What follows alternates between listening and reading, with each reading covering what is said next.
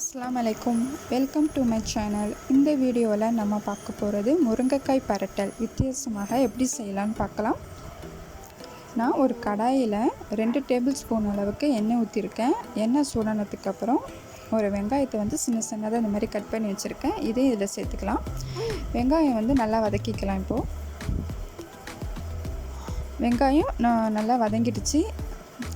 இதில் 1 ஸ்பூன் அளவுக்கு பெருஞ்சீரகத்தூள் சேர்த்துக்கலாம். சேர்த்து இப்போ இதையும் நம்ம நல்லா வதக்கிக்கலாம்.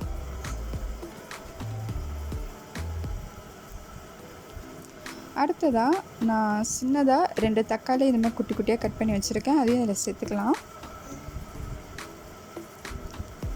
இப்போ தக்காளியும் நல்லா வதக்கிக்கலாம். இப்போ இந்த தக்காளியோட வாசனைக்காக கொஞ்சம் கருவேப்பிலை சேர்த்து இதையும் வதக்கிக்கலாம். அடுத்ததாக நான் முருங்கைக்காவை இந்த மாதிரி நீட்டாக கட் பண்ணியிருக்கேன். இப்போ அதையும் இதில் சேர்த்துக்கலாம். இதோட நம்ம இப்போது 1/4 டீஸ்பூன் அளவுக்கு ஜீரகத்தூளும் 1/4 டீஸ்பூன் அளவுக்கு மஞ்சத்தூள் இதில் சேர்த்துக்கலாம். அடுத்தது இந்த முருங்கைக்காய்க்கு தேவையான அளவு உப்பு சேர்த்துக்கலாம். சேர்த்ததுக்கப்புறம் இந்த முருங்கைக்காய் வேகிறதுக்காக கொஞ்சமாக நம்ம தண்ணி சேர்த்துக்கலாம். இது எல்லாத்தையும் சேர்த்துட்டு நம்ம எல்லாத்தையும் மிக்ஸ் பண்ணிக்கலாம். இப்போ இது எல்லாத்தையும் மிக்ஸ் பண்ணியாச்சு. இது ஒரு கொஞ்ச நேரம் மூடி வைக்கலாம். ஒரு 5 நிமிஷம் கழித்து ஓப்பன் பண்ணி பார்க்கலாம்.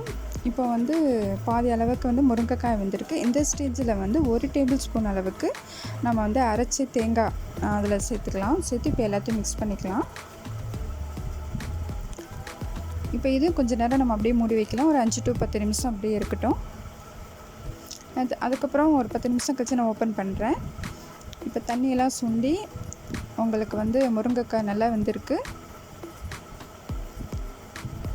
நம்மளுக்கு முருங்கைக்காய் பரட்டல் ரெடி ஆகிடுச்சு. நீங்களும் இந்த மாதிரி டிஃப்ரெண்ட்டான டைப்பில் நீங்கள் ட்ரை பண்ணி பாருங்கள். இதோட டேஸ்ட்டும் நல்லாயிருக்கும். எல்லாேருக்கும் ரொம்ப பிடிக்கும். உங்கள் ஃபேமிலி அண்ட் ஃப்ரெண்ட்ஸுக்கு ஷேர் பண்ணுங்கள்.